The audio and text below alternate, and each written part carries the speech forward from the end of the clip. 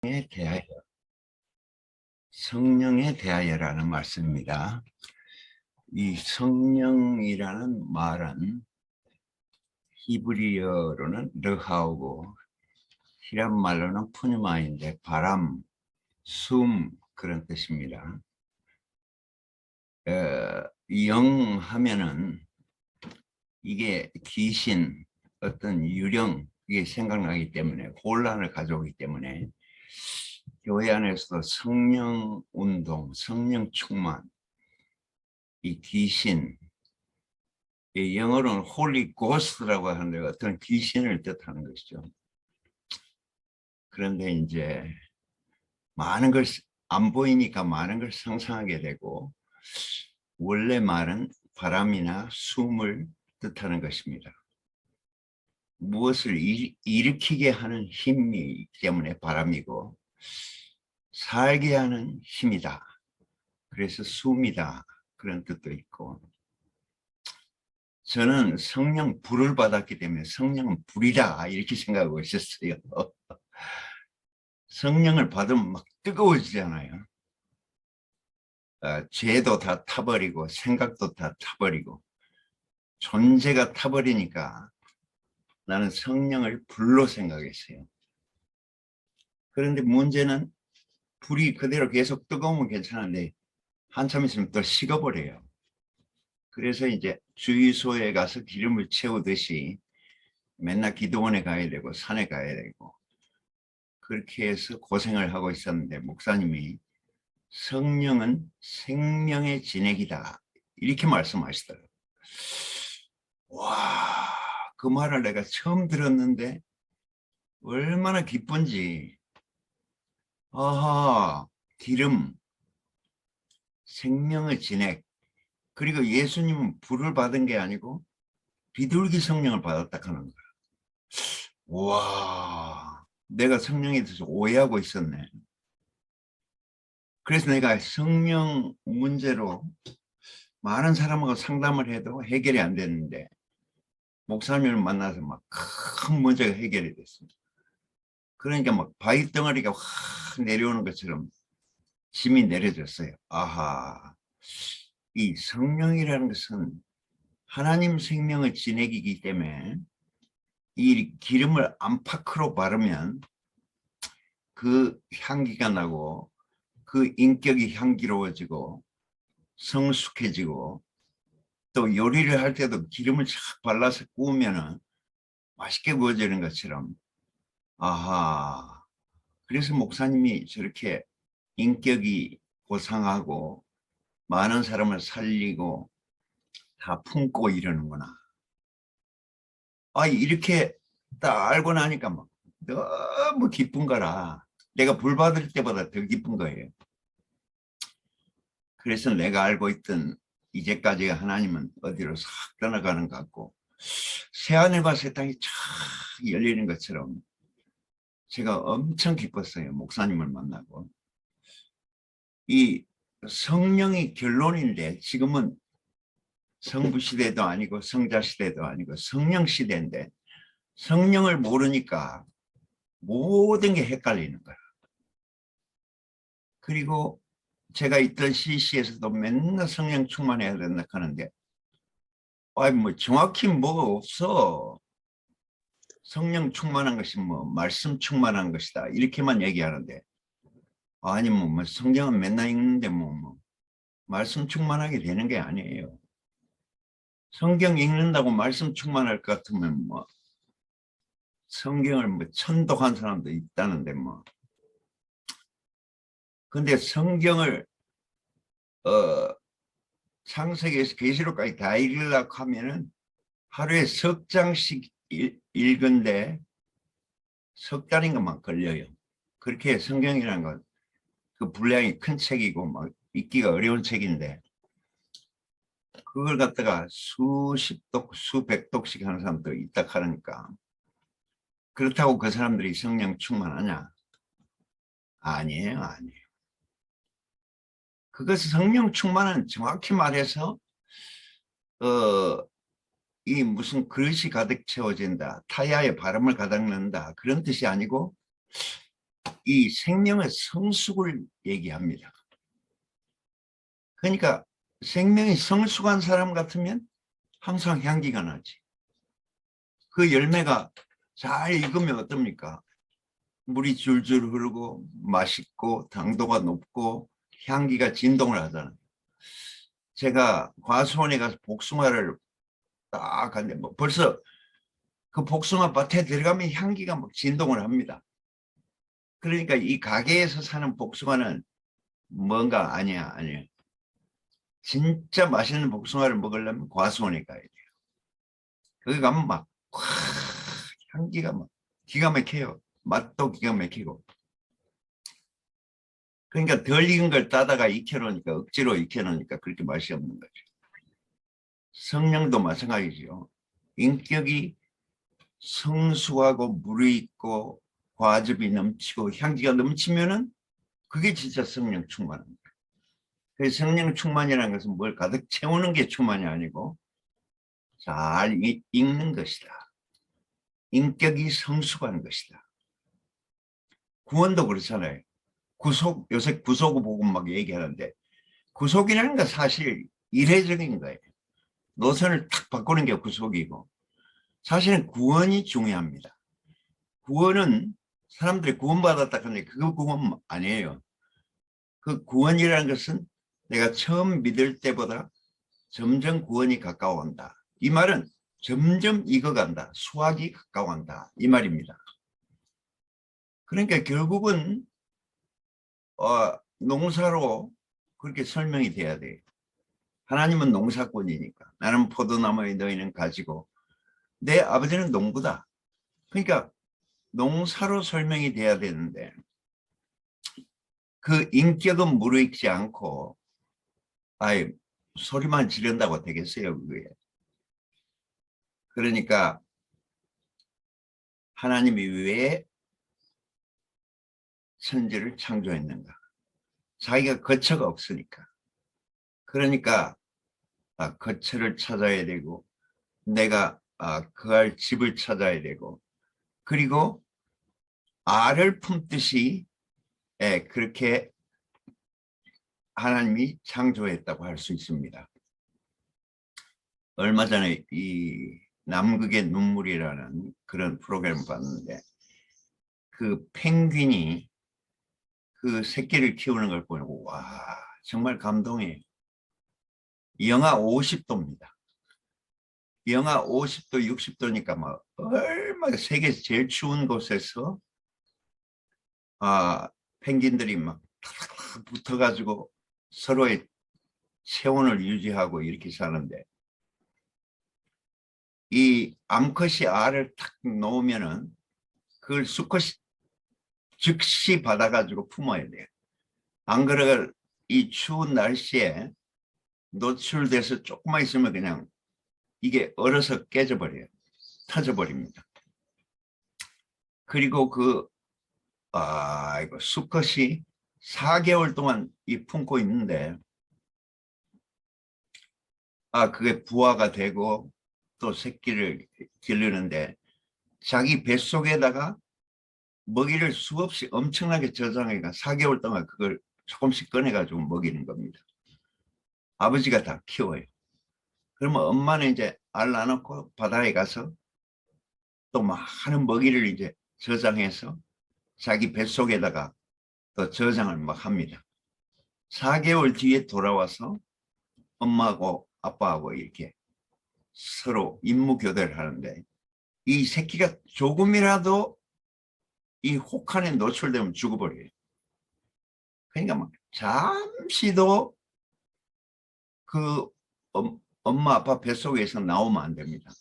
잠시 나올 수는 있지만 영하 50도 60도니까 새끼도 얼면 그냥 죽어버려요. 야, 그렇게 처절하게 살더라고요.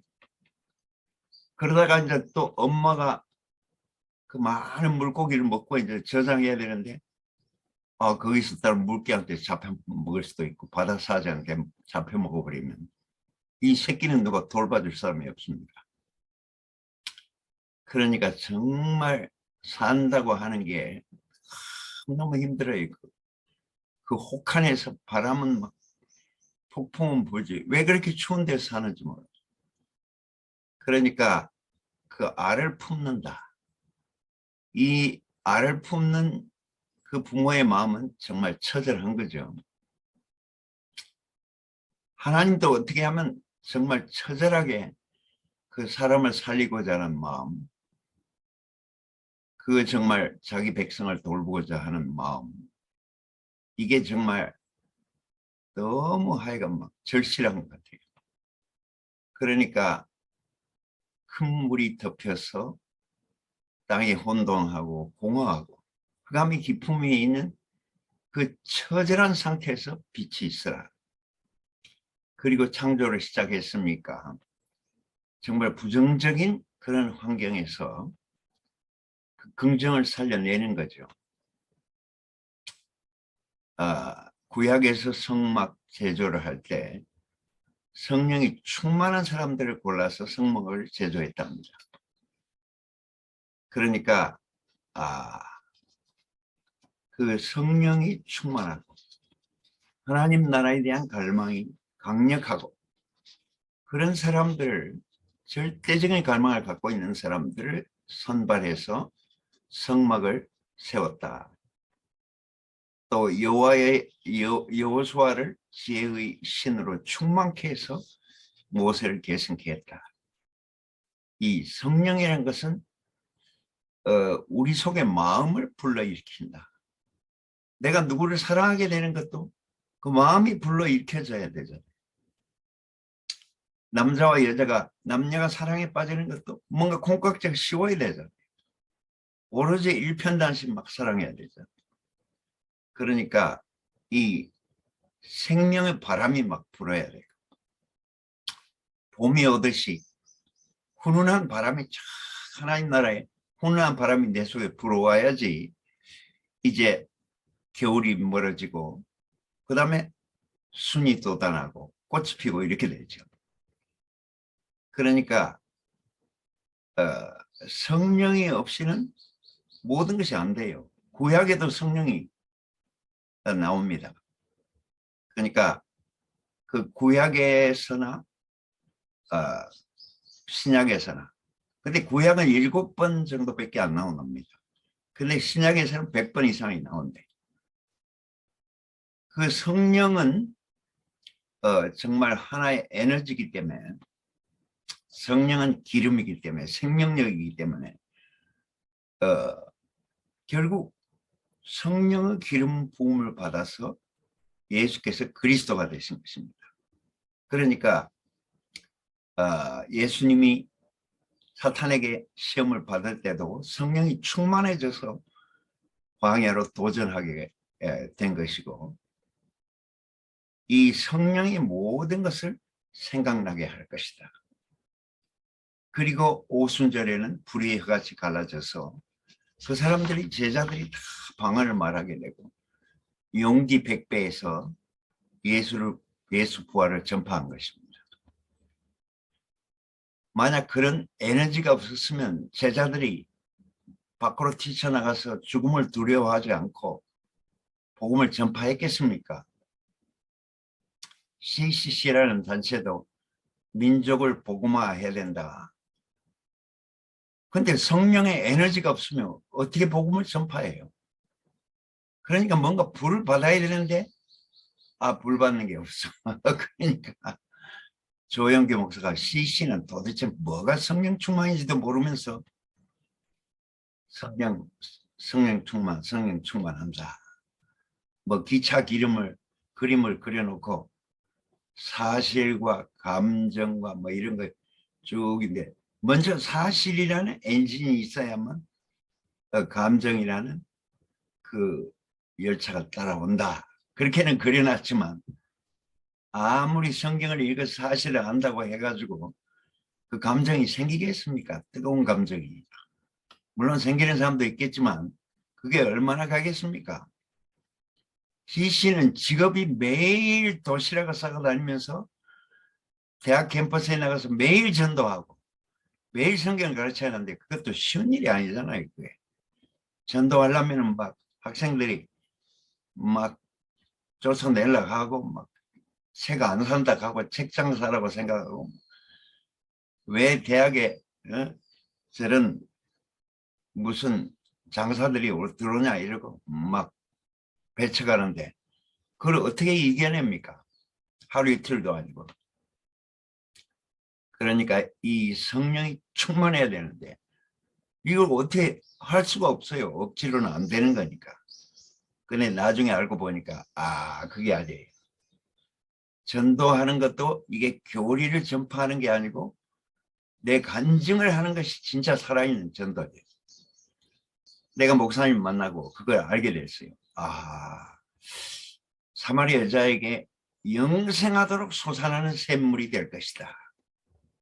그러니까 네 속에 막 샘물처럼 솟구치는 게 경험될 것이다. 그런 말씀이죠. 근데 저 목사님을 만나고부터 그게 막 경험이 되는 거라. 그러니까 전도하는 게 막 신나는 전도가 됐죠. 그때부터. 성령은 진짜 교통케 하는 영이다. 코이노니아, 우리를 교제케 하고 교통케 하고 생명을 분배케 하고 서로 하나 되게 하고. 그러니까 지금은 성령 시대죠. 성령이 없으면은 하늘에 계신 하나님 너무 멀어요. 또 육신에 예수가 있으면 좋겠지만 예수도 그냥 성찰해 버렸으니까 없잖아요. 지금은 성령이 있는데 그 성령이 내 속에서 바람처럼 불처럼 그리고 강물처럼 그리고 비둘기처럼 그렇게 살아있다는 사실을 계속 증명해 주지 않으면, 나를 막 새 창조하고 재창조해 주지 않으면, 밭을 갈듯이 갈아엎어 주지 않으면 내가 무슨 에너지로 살겠어요. 내가 보이지도 않는 하나님을, 보이지 않는 예수를 어떻게 내가 내 자신으로 재생산해 내겠습니까? 그러니까 이 모든 일은 성령의 일인데 이 성령은 기름이라는 것이죠. 하나님 생명의 진액이 내 속에서 참기름처럼 올리브 오일처럼 그렇게 자꾸 발라져야만, 그리고 교통돼야만, 교회 교통을 통해서 형제자매들에게서 자꾸 공급이 돼야만, 그래야만 기름이 안팎으로 넘칠 거 아닙니까? 그러니까 생명은 생명력, 그 기름이 넘쳐야 돼. 뭐든지 건강한 동물이나 뭐 식물이나 간에 건강이 넘치면 막 윤이 나잖아요, 뭐든지. 근데 건강이 막 안 좋으면은 털에도 막 그 윤기가 사라지고. 그렇듯이 이 성령은 기름입니다. 정말 생명력이 넘치게 하고 생명이 성숙하게 하고 기름이 흐르게 하고 또 교통케 하기 때문에 그런 사람이 얘기를 해야만 듣는 사람도 향기가 나. 뭔가 파워가 있네. 뭔가 강물이 흐르네. 뭔가 막 새 창조가 일어나는. 야, 어두운 내 시력이 밝아지네. 뭐 그런 게 있는 거지. 그냥 뭐 맹숭맹숭하게 성경을 그대로 가르친다고 그게 뭐 감동이 오겠습니까? 물론 뭐 그렇게 가르쳐도 감동이 오기는 오지만 인생을 바꿔주지는 못한다. 새 창조, 새 하늘과 새 땅을 열어주지는 못한다 이것이죠. 제가 목사님 그 설교를, 최초의 설교를 이 성령에 관한 설교를 해주는데, 이야 진짜 새 하늘과 새 땅이 열리는 거예요. 옛 개념과 옛 세계와 옛 체질이 막 싹 물러가고 두루마리처럼 막 싹 말려가고 새하늘과 새 땅이 열리는데, 와, 한편으로 옛 세계가 막 무너지고 한편으로는 막 새 세계가 열리는데 저는 막 그때 소리를 지를 뻔했어요. 와, 어떻게 목사님이 성령에 대해서 그냥 간단하게 얘기하는데 하나님 생명은 진액이다 이렇게 얘기하는데 막 내 눈이 열리고 귀가 열리고 내 인생이 막 쫙 열려지는지 정말 놀랐어요. 그러니까 목사님이 은사가 없다고 하는데 은사가 있어요. 내 오랜 고질병이 막 싹 사라지더라. 그래 막 너무 감사한 거죠. 그때만 생각하면 막 지금도 너무 막 감동이 되고 감사가 되고, 새하늘과 새 땅이 열리면 감동이 안 되겠습니까? 그래. 옛 땅이 막 쫙 밀려가고 새하늘이 쫙 열리는데 감동이 안 되겠습니까? 그게. 그러니까 우리가 하나님을 대할 때 내가 감동되고, 내가 새로운 신선한 공기를 마시고 신선한 향기를 마시고, 내가 막 새 창조되고 옛 창조는 쫙 물러가는 경험이 있어야지 내가 예수를 따르는 게 신바람이 나는 거죠. 어디 전라북도인가 어디에 보니 막 라벤더를 막 어마어마하게 심어가지고 끝도 끝도 없이 거기 가면 막 라벤더 향기가 와 기가 막히답니다. 그게. 그래서 전라북도에 간다 하던데, 제가 이제 광양 할아버지라고, 우리 초창기에 순천교회가 이제 광양 할아버지, 저기 이제 지리산 목사님들 전부 광양 할아버지에서부터 출발했는데, 광양 할아버지는 부자입니다. 땅 부자였기 때문에 그 자기 동산에 이 금목서라는 나무를 엄청나게 심어놨어요. 이 금목서라는 나무는 제가 맡아본 향기 중에서 최고의 향기를 갖고 있는 그 나무입니다. 오렌지 향기에다가 막 신기한 향기가 막 그 동네 그득해요. 금목서, 은목서. 근데 그것도 막 오래돼 아주 고목이에요. 그리고 그 마을 전체가 향기로 가득합니다. 그럼 그 마을 어귀에 들어서면 벌써 기분이 좋아져요. 와, 기가 막혀요. 향기 중에 향기 중에 최고 향기가 막 온 동네 가득하니까 그게 얼마나 좋습니까? 그리스도의 향기가 대구교회에 막 진동을 하면 얼마나 좋겠어요. 그러니까 우리 이제 조카가 그 순천에서 그 금목서 나무가 엄청 큰 나무가 한 그루 있는데, 그 유치원에 이제 순천에서 큰 유치원을 경영하다가 지금은 이제 유치원을 문 닫고 제주도로 이사 가려고 해요. 그래서 금목서 큰 나무를 대구교회에다 옮겨주기로 했어요. 그럼 그 맡아보면 이제 기가 막힙니다. 그냥 그거 막 향기를 맡는 순간 행복해져 버려요. 우리 목사님 집 옆에 있는 우순택 형제 운전하는 그 형제 집에도 금목서 아니고 은목서를 심어놨던데, 은목서도 괜찮아요. 그러니까 그 마을이 전부 향기로 가득 차 있는 그 마을이 새 예루살렘입니다. 그냥 꽃향기가 아닌 그 인격의 향기가, 그 그리스도의 향기가, 그 성령의 향기가 가득 차 있는 곳에 가면 막 우리가 얼마나 기분이 좋아지겠어요. 건강도 좋아져 버려요. 그러니까 하늘에 계신 하나님이 우리에게 직접 오실 수도 없고, 예수가 이미 승천해 버려서 오실 수가 없고, 근데 보혜사를 보내주겠다. 이 보혜사란 말은 현대어로 하면 변호사입니다. 우리의 모든 것을 도와주는, 우리의 모든 것을 상담해주고 용기를 주고, 우리에게 모든 것을 말씀을 생각나게 하고 말씀을 풀어주는 이 변호사가 다 온다. 그게 성령입니다. 그냥 성령은 귀신이 아니고, 거룩한 귀신이 아니고 인격의 향기고, 또 어떤 사람을 딱 보면 우리가 교회 형제들 자매 중에서 특히 막 향기가 나는 사람 있잖아요. 인격의 향기가. 이야, 저 형제 자매한테 가서 좀 기대고 싶다. 저 형제 자매는 가시가 하나도 없네.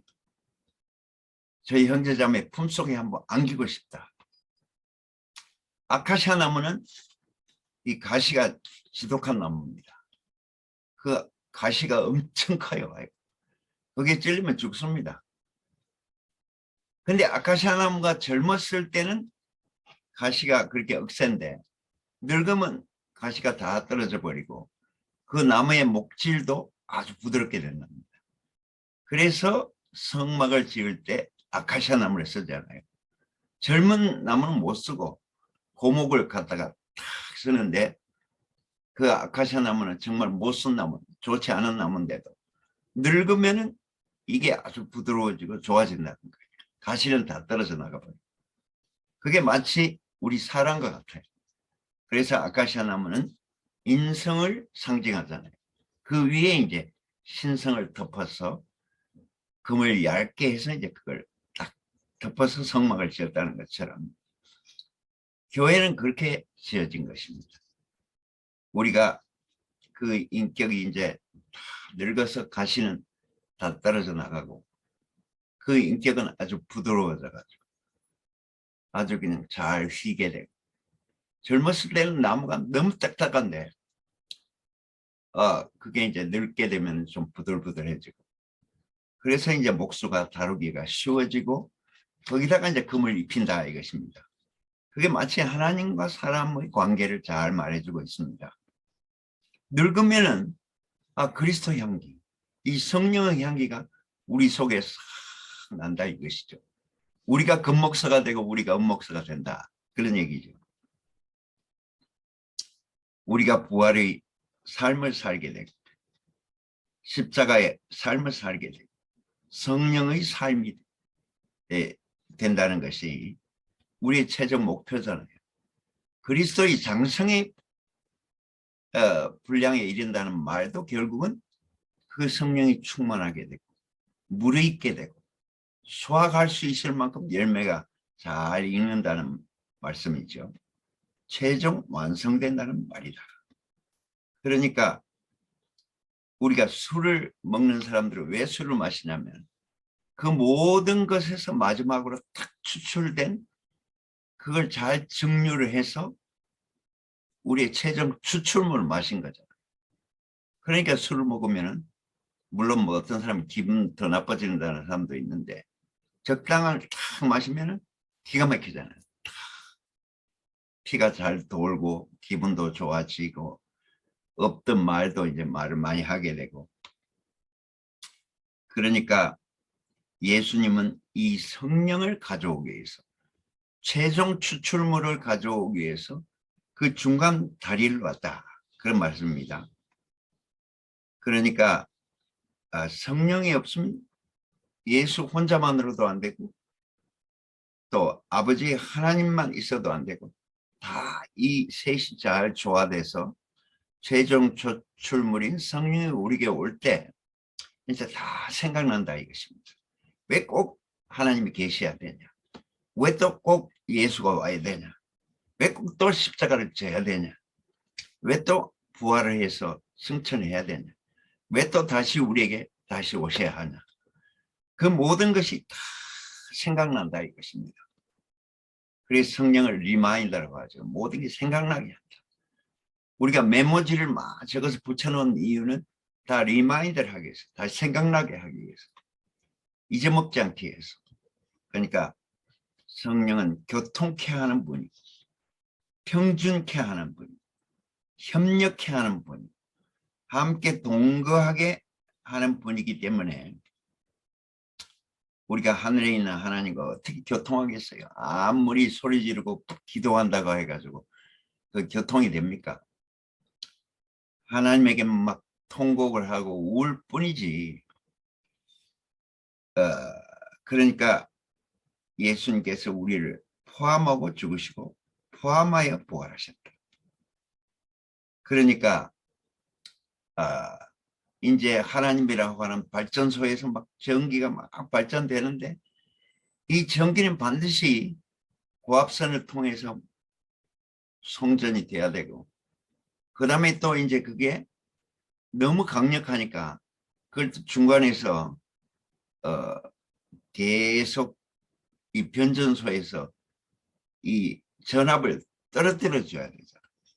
우리 집에 올 때는 점점 떨어뜨려서 100V 또는 200V, 100W 이렇게 자꾸 떨어뜨려서 그 변압기가 수없이 있어서 이게 우리에게 딱 올 때는 은혜로운 전기가 와야 되지.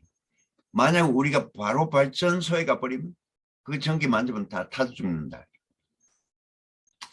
그러니까 성령은 이 모든 일을 다 부드럽게, 다 소화되게, 다 생각나게, 다 이렇게 맛있게 그렇게 해주는 분이 성령이다. 그러니까 옛날에 성령 충만한 사람은 막 목이 쉬어야 되고 막 기도해야 되고 은사가 있고 말씀할 때 보면 메시입니다 하고 막 그게 성령 충만인지 알았는데 그게 아니고 인격이 성숙해서 그 사람한테 가면은 내 본향을 느끼게 하고 말씀이 모든 걸 다 헝클어진 걸 싹 정리해주고 또 먹을 수 없는 걸 잘 요리해서 너무 맛있게 만들어주고 그러니까 우리가 전부 오해하고 있었어요. 이걸 하나의 은사 그냥 성령의 은사를 받았다가 은사를 많이 받고 은사를 많이 모으고 또 은사를 막 실행하고 뭔가 막 파워가 있고 이렇게 생각하는데 그게 아니고 사람이 성숙하게 되면 인격이 무르익게 되면 그 인격 속에 다 들어있다 이런 얘기입니다. 그러니까 예수 그리스도는 우리는 막 승리자이기 때문에 막 로마를 착 꺾어버리고 로마 병정도 막 다 죽여버리고 막 그럴 줄 알았는데 너무 연약한 사람으로서 군병들이 목을 박으니까 그냥 목 박고 피를 막 흘리게 되고 뭐 또 죽이니까 또 죽고 그런 걸 보니까 너무 사람들이 실망을 했는데 그러니까 막 제자들도 다 도망가 버렸는데 그런데 성령의 교통하심이 오니까 야 그 죽으심의 의미가 심오한 의미가 우리에게 해석이 되고 예수가 그렇게 죽은 게 아니고 사실은 하나님이 저렇게 죽으셨구나. 부모가 자식을 위해서 저렇게 죽으셨구나. 저들이 죄를 저들에게 돌리지 마옵소서. 저들이 몰라서 그렇습니다. 이렇게 하는 하늘과 땅을 연결해 준 기가 막힌 인격. 세상에는 그런 사람이 있겠습니까? 자기를 죽은 사람을 향해서 저들이 몰라서 그렇습니다. 아버지 저들의 죄과를 저들에게 돌리지 말고 내 어깨 위에 얹어놓으시면 제가 지고 가겠습니다. 이거는 하나님도 깜짝 놀라서 이야 내가 창조한 사람 중에 저렇게 걸작품 사람이 있구나. 무덤에 두기에는 너무 아깝다. 저 사람은 보석이다. 내 집을 짓는데 건축 재료로 삼아야 되겠다. 그런 사람이 나타난 거예요. 하나님이 만족한 사람. 우리 보기에는 비참한 사람이고 우리의 보기에는 너무 허망한 사람이고 우리 보기에는 그 삶이 비참하고 처참한 사람인데 하나님 보시기에는 너무 향기롭게 저 사람이 정말 생명 주는 영이구나. 저 사람이 살려주는 영이구나. 저 사람이 모든 걸 알게 생각나게 하는 보혜사구나. 그러니까 성령이라 해도 예수의 영이라고 해도 하나구나. 하늘과 땅을 통일하는 사람이구나. 이렇게 보셨다는 거예요. 그러니까 이게 기가 막힌 일 아닙니까? 십자가 뒤에 숨어있는 그런 아름다운 비밀. 술이 될 때 부글부글 막 하는데 잘 해서 잘 걸러놓으면 기가 막힌 명주가 되잖아요. 그러니까 뭐 한산 소곡주 그냥 막걸리에서 끝나는 게 아니고 그걸 또 다시 또 맑게 해가지고 또 그게 돈을 비싸게 받더라고요. 그러니까 술이 정말 아주 이름난 술 이거는 엄청나게 비싸잖아요.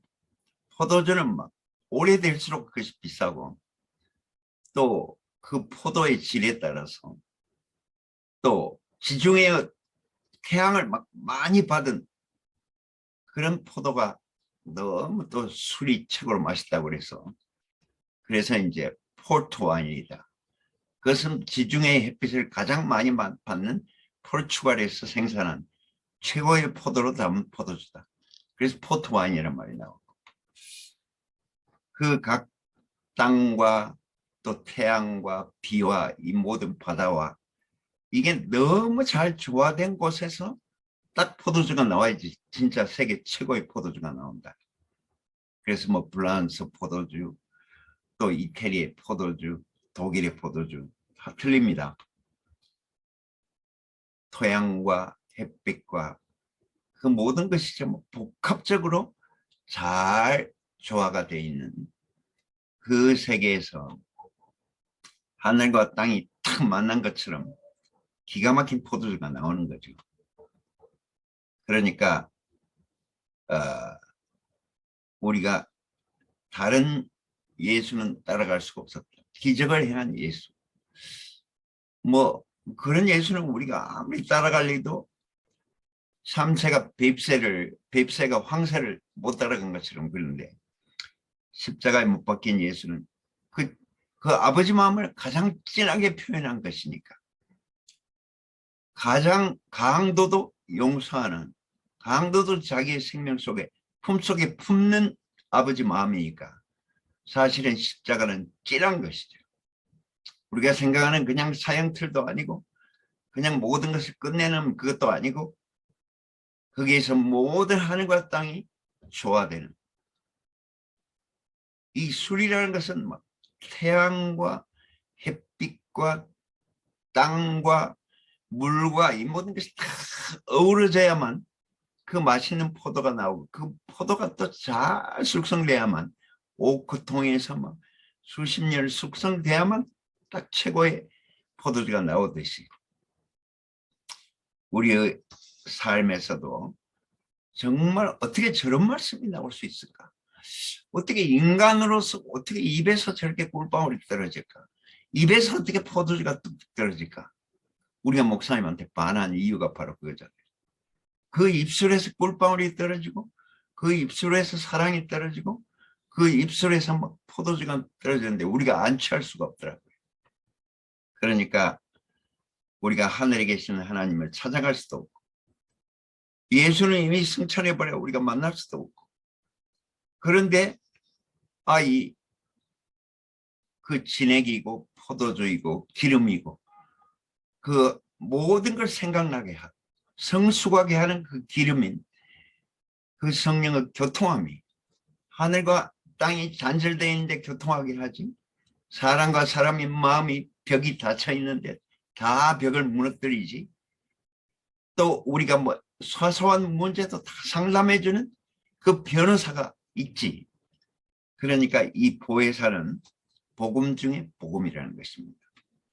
그러니까 성령이 마침내는 보혜사로 우리에게 오시고, 변전소를 수없이 통과해서 은혜로운 전기가 돼서 우리 집에 배달되듯이 그런 세계가 왔다는 것은 참 기가 막힌 일이죠.